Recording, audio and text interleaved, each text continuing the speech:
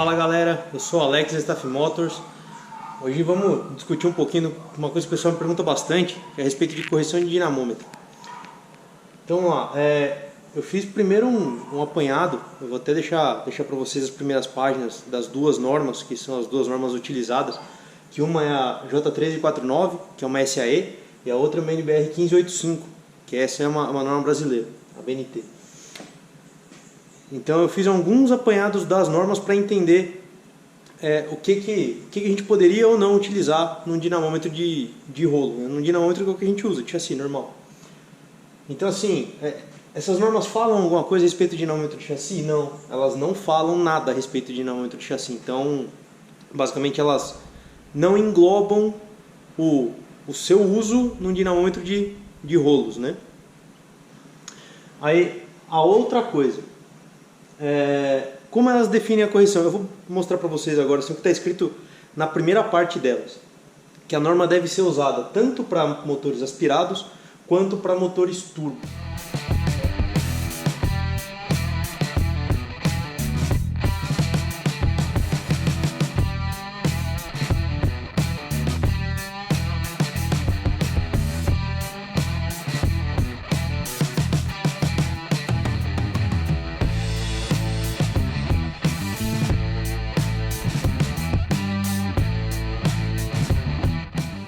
A NBR, eu tenho acesso à norma, vocês também conseguem ter acesso à norma, se quiser entrar no site da SAE, acho que vocês conseguem tanto comprar 1585 quanto a 1349.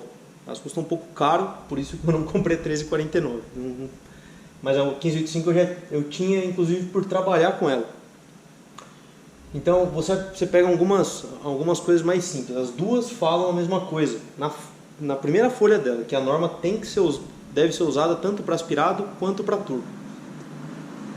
Aí vem algumas coisas, algumas diferenças, né? Se eu não me engano, a 1349 ela usa 25 graus, temperatura de base para cálculo, né, da correção. A 1585 usa 20 graus. A pressão de base das duas é a mesma, 101 kPa, que é uma atmosfera ao nível do mar. Então, perfeito. Os limites, de novo, eu não tenho todos os limites da 1349, mas os limites impostos na norma da 1585. Ele impõe que a equação de definição da norma ela é real e validada se ela der qualquer valor entre 0,9 e 1,1. Mas lá tem uma questão que fala assim, que para, por exemplo, validação, que as fábricas usam, esse valor não pode ser menor que 0,92 e nem maior que 1,08, que é o considerado para validação, né? Isso é o que está nas normas. Vamos lá. Igual eu mostrei para vocês um tempo atrás, eu tenho no meu Instagram, vou postar aqui de novo. A gente mediu um carro aqui com correção, bonitinho, tudo certinho. O carro deu 167 cavalos de roda, com 10,7% de correção. Esse mesmo carro, por uma acaso, é do Rio de Janeiro, e ele mediu num outro dinamômetro lá. Lá eles não usam correção. A correção no Rio de Janeiro, como é nível do mar, imagino que ela ficaria até uns 5%, depende da temperatura, mas eu diria uns 5%. Lá deu 167 de roda sem correção. Se fosse aplicada a correção, que no dia devia ser uns 3, vamos dizer assim, daria 170, 171 roda. O que pela própria discrepância é muito próximo. Então assim, são valores muito parecidos. Aí você está comparando um carro que foi medido aqui e um carro que foi medido no Rio de Janeiro. Diferença de altitude grande, diferença de correção grande e valores parecidos. Da mesma forma, quando a gente fala, por exemplo, você vai pensar num carro totalmente original. Um carro totalmente original turbo, ele tem que usar correção? Teoricamente não. Teoricamente não. Por quê? Porque teoricamente todo o ganho de eficiência que o turbo tem por ter mais pressão atmosférica na praia, ele é já calculado e estimado no mapa para que a pressão de trabalho na praia seja menor do que aqui em São Paulo e menor do que em Brasília, por exemplo, que dá 1000 metros de altitude mais ou menos. Então, para quê? Para que ele dê a mesma potência aqui, a mesma potência em Santos ou Guarujá, onde quer que seja, e a mesma potência em Brasília. Tudo isso tem um limite, né? Tem um limite de altitude em que o carro consegue manter esse valor fixo, vamos dizer assim, de potência. Depois disso, até entram alguns fatores de segurança, o pessoal chama de derating, para não quebrar o turbo, para não quebrar nada, para manter o nível de emissões. É mais chato, assim, a parte original, a parte que as montadoras têm que fazer é muito mais chato, assim, acompanhar tudo, é bem mais complicadinho. Por que eu acho que os carros originais, alguns carros originais têm que ser medidos sem correção no dinamômetro? Isso está explicado, mas são alguns, não são todos os carros que conseguem seguir o mesmo padrão de eficiência, de garantir que a turbina renda a mesma coisa na praia ou em Brasília. Para carros turbinados ou para carros remap, o que acontece? A gente muda a requisição do que a turbina consegue entregar para mais. Quando você chega para mais, ela perde aquela gordura que o mapa consegue ajustar para que ele sempre fique na mesma eficiência ou pelo menos num rendimento parecido. Então, isso nos carros originais remap, vamos dizer assim. Então, quando você troca a turbina, aí dentro do mapa tem uma curva que define como funciona aquela turbina, só que isso é para a turbina original. A gente não consegue fazer isso para uma turbina trocada. Então, isso, turbina trocada. Agora, quando você vai pegar carros que trabalham com pressão fixa, com a wastegate padrão. A wastegate padrão, ela trabalha com pressão relativa. Então, por exemplo, 1.5 bar de pressão relativa. Na praia, 1.5 bar de pressão relativa a nível do mar, você vai ter 2.5 bar de pressão absoluta no coletor. Quando você vem aqui para São Paulo, esses 2.5 vão ser 2.4 bar de pressão absoluta no coletor, mas você vai continuar com 1.7 bar de pressão de boost, né, de pressão de turbina. Se você for para Brasília, deve cair para 2.3 bar, esse total, né? 2.3, menos um pouco talvez, né? 2.35. Mas você vai perdendo eficiência do turbo por diversas razões. E no caso de wastegate fixa, né, wastegate mecânica, que a gente conhece já há bastante tempo, a gente sempre vê na maioria dos carros, tem esse porém. Ela mantém a pressão relativa, mas ela não mantém a pressão absoluta. A pressão absoluta varia de acordo com a pressão atmosférica. O que não é verdade num carro original, turbo novo, com wastegate eletrônica, por exemplo. Então é isso. Feito isso aqui, é o que a gente tem a base das contas. Eu vou colocar as equações que a NBR usa, e aí dá para ter uma ideia. Eu não vi nenhuma equação na NBR que identifica motor turbo a gasolina, mas tem cálculo para motor turbo a diesel, e tem cálculo para motor aspirado a gasolina e para motor a diesel aspirado. Não é uma norma exatamente nova, então falta um pouco dessa quantidade, dessas coisas que a gente usa hoje em dia. Então a norma está, vou dizer assim, talvez um pouco defasada. Eu não sei se eu peguei a última edição também. Posso estar me embasando numa edição um pouco mais antiga. Mas eu fiz um comparativo, porque assim, para a gente ter uma ideia do que a norma vai corrigir. Então, por exemplo, Santos, a gente vai ter uma variação de pressão atmosférica de 99 a 101 kPa. A pressão atmosférica varia às vezes com o tempo chuvoso, com dias muito secos. Isso altera a pressão atmosférica, tanto quanto a altitude. Então, vamos lá, Santos daria mais ou menos de 99 a 101 kPa. O limite é 101 kPa. Então, se tiver em 101 kPa, a correção por pressão é zero.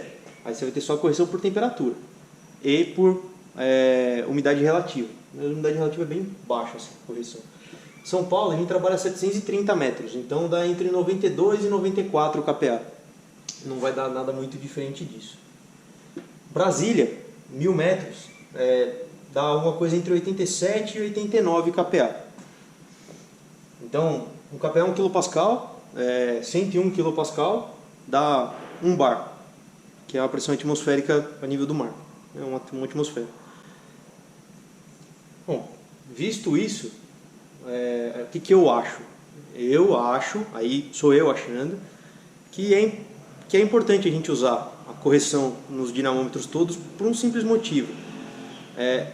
Como acho que eu até já expliquei no vídeo para trás, o que o dinamômetro mede é a taxa de aceleração, e como a gente usa muito dina para poder comparar um carro com outro, quando você vai comparar, por exemplo, um carro aspirado de 200 cavalos com com um carro turbo de 200 cavalos, se você medir os dois com correção, os dois carros provavelmente têm a mesma taxa de aceleração no dyno, ou seja, se você colocar os dois na pista e pôr eles para acelerarem numa condição em que as curvas se sobrepõem, eles vão ser iguais.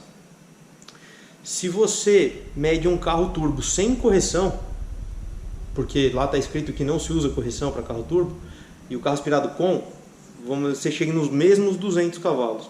O carro turbo, na verdade, vai ter uma taxa de aceleração maior do que o do aspirado. Então, é um pouco mais complexo nessa hora, mas a correção do dinamômetro ela acaba sendo importante até porque muita gente não entende, né, o porquê usar correção, por que não usar correção, e acaba se atentando só ao número. Então começa a ficar ruim, por exemplo, para quem trabalha em Belo Horizonte. Belo Horizonte dá acho que 980 metros, 950 metros. Dá uma pressão abaixo daqui. Então vamos dizer assim, que o mesmo carro aqui, se você tirar a correção, vamos dizer que aqui ele vai dar 150 cavalos. Em Belo Horizonte ele deve dar uns 140 cavalos. 140 cavalos? Porra, 10 a menos. Ah, é o dinamômetro lá que mediu a menos? Não. O carro mediu a menos. Se você carregar o dinamômetro daqui para lá, vai acontecer algo do tipo. Então, é importante usar a correção até para ter uma equivalência na hora de comparar as coisas. Porque a função da correção, qual é a função da correção? A função da correção é entender como o seu carro se comportaria a 101 kPa de pressão atmosférica, ou seja, a nível do mar, com 20 graus de temperatura ambiente e cerca de 70% de umidade relativa. Essa é a função da correção.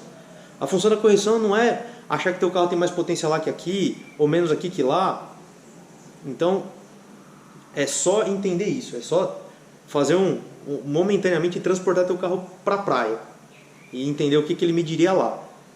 Que é para conseguir comparar as coisas como elas realmente devem ser comparadas. Então, fica ruim, por exemplo, comparar um carro aspirado medido sem correção na praia com um carro aspirado medido sem correção em Brasília.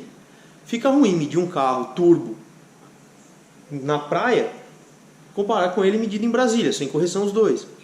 Vai dar diferença. Se você carregar o dinamômetro, vai dar diferença. Se você usar outro dinamômetro, vai dar mais diferença ainda. Os dinamômetros, como eu falei no outro grupo, eles não são aferidos da mesma forma que a norma pede para eles serem aferidos. A norma pede para eles serem aferidos porque são dinamômetros de bancada, eles pedem para eles serem aferidos de acordo com massas conhecidas, com massas garantidas pelo Inmetro. Então você faz um desenho, garante a célula de carga, garante que tudo aquilo ali está medindo como manda o figurino. O que a gente faz no dinamômetro aqui é comparativo, é antes e depois. Então o carro chegou agora, aí a gente vai lá e mediu 100 cavalos de roda, beleza. Aí a gente vai lá e faz um remap no carro. Quanto que ele vai medir depois? Como é logo depois, a correção deve variar muito pouco, porque o clima não varia muito rápido. Então, nesse caso, a gente poderia medir sem correção. Não acho certo, porque a temperatura da sala muda, a temperatura do carro muda, então muita coisa muda. Mas é uma coisa, agora, se eu quero medir o carro hoje e mês que vem está muito frio, o carro vem um monte a mais, eu perco a relação do que estava acontecendo, porque assim, se está muito frio, a correção é mais baixa, se está muito quente, a correção é mais alta, se está muito quente, o carro perde mais, se está muito frio, o carro ganha. Então você usa a correção para equiparar as comparações, entendeu? Para conseguir comparar laranja com laranja, senão você está comparando laranja com banana, não funciona. Existem diferenças nessa hora, coisas que a gente não deve fazer.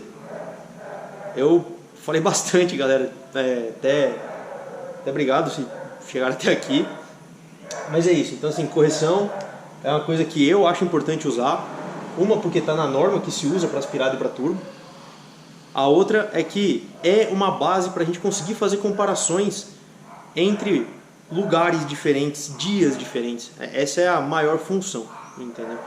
Então é isso. Tem muito mais coisa em cima de uma correção de dinamômetro, é bem mais complicado. Eu tenho amigos que trabalham com isso e discutir com eles, isso é discussão de horas. e não se chega a uma garantia, não tem escrito num lugar assim, tem que ser assim. O pessoal trabalha com, a gente definiu que vai ser assim, e usa. Então hoje é mais ou menos assim que as coisas funcionam. Bom, obrigado. Se vocês gostaram do vídeo, curte o canal, se inscreve, deixa o joinha. Ajuda bastante a gente a se desenvolver e eu a entender quais são as próximas dúvidas para tentar fazer vídeo que responda. E espero que esse tenha atendido. Muito obrigado.